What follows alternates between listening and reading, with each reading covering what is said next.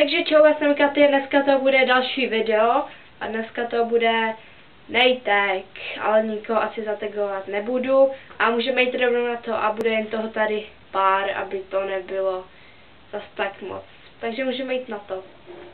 Takže nejlepší barva zelená, nejhorší barva žlutá, nejlepší den pátek a nejhorší den pondělí.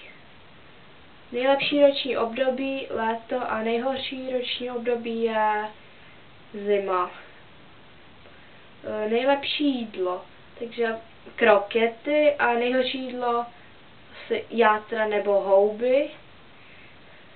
Nejlepší měsíc jako v roce asi červenec, to je jasný, a nejhorší leden.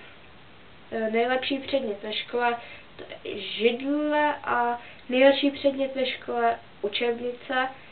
Nejlepší zvíře, tak určitě ten pes, že to je fakt. A nejhorší zvíře mak. Nejlepší youtuber Hogi, nejhorší youtuber Kovy. To se rýmuje. Nejlepší, takže poslední, to jsem neřekla, takže poslední. Nejlepší youtuberka asi, nevím, Šopoholik Nikos, nebo Falenka, nevím. A nejhorší tady Blizzon. To by bylo všechno. Já přeju krásné prázdniny, užijte si to a třeba i natočím nějaký vlog, až pojedeme na dovolenou, nebudu říkat kam, a takže si je užijte prázdniny a ahoj.